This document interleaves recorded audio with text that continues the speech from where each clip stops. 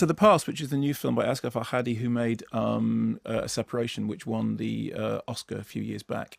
Separation was about a marriage breaking up in a very, very sort of strictly controlled society, and it was brilliant. One of the things that was great about it was that it looked at a very complex situation from a number of different angles, and it was a film that was very even-handed with its characters. It didn't apportion blame, but what it did was, all the way through, it looked at a situation from different sides, so we could see everybody's different perspective. In the case of The Past, the central character is played by Bérénice Bejo. She's living in Paris.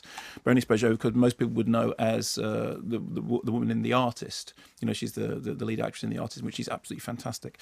And she's living in a house in Paris. Her husband, from whom she is estranged, comes to see her from Tehran. They've been estranged for a number of years, and he's come to finalise the divorce, to sign the papers. When he gets there, he discovers that firstly she has a new relationship with Tahar Rahim. He and his son are now living in the house in which he used to live. And Tahar Rahim is also married to a woman who is now in a coma as a result of a self-destructive act. And essentially, he finds himself in the middle of a situation in which there are a number of different things.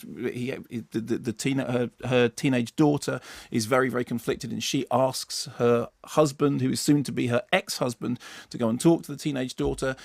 This puts up the back of Tahar Rahim, who sort of wonders why, you know, you still married to this man? Are you not still married to this man? Meanwhile, he has a new relationship with this woman, but he still has a wife who is in a coma. Now, the interesting thing about the film is that the plot sounds terribly labyrinthine, and at times it kind of plays like an emotional whodunit.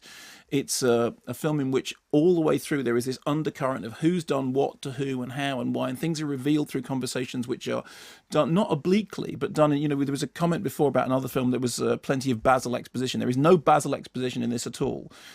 Details of the plot and the past are revealed beautifully through conversation. And what you get is, on the one hand, an emotional whodunit. If you look at something like About Ellie, which is the director's previous work, which almost has a kind of Hitchcockian level of twistiness to it. There is some of that.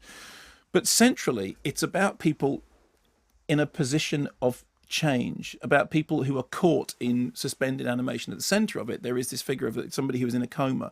And the director says this is a sort of a signal of uncertainty, of doubt, of being between one world and the next, in some sort of form of statelessness. And in some way, every single character is like that. The central character, played by Bérénice Bejo, she is married, but she's on the point of being divorced, and she has a new relationship, but she's not yet shed the past. Her husband, who is soon to be her ex-husband, is stateless. He has come from another place and has come into Paris, and he is now a stranger in his own home. Tahar Rahim's character is married to one woman, but is devoted to another woman. And all the children of these sort of various partnerships are sort of being moved from pillar to post around the edge of it.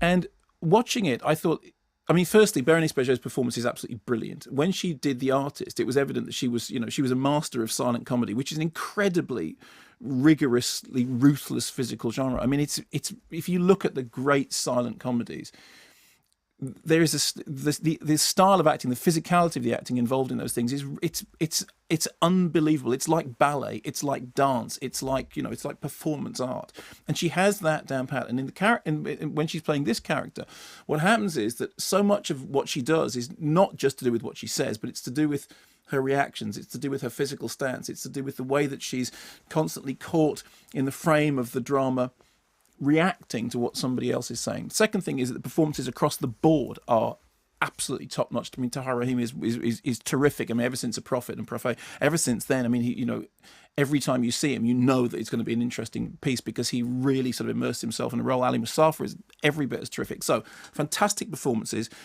Brilliant to see Asghar Farhadi taking something to the story. He's making it in France, which is not his native language, and managing to get the nuances of the social relationships absolutely right. Presenting a picture of a suburb of France, of Paris, that neither sort of falls into those picture postcard stereotypes that Woody Allen's been guilty of, or indeed the kind of the grimy post-Latin stuff, which is very, very sort of trendy in domestic cinema there now. Neither of those cliches are there. And in fact, he's talked very specifically about deliberately trying to avoid those things and making a complex spider web of emotional relations, at the centre of which is this terrific performance by Cannes Prize winner Bérénice Bejo.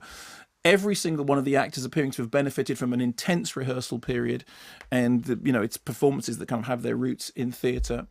Gripping, I mean, almost as gripping as a thriller sometimes in terms of its emotional revelations, but most importantly, truthful and universal, in the same way that Separation was about a very specific cultural situation, but also seemed to be utterly universal. This has the same thing. And what Farhadi has is an international view that makes him, I think, a really important international filmmaker. It's a terrific piece of work. Again, I've seen some slightly sniffy reviews. Ignore them. It's really one not to be missed.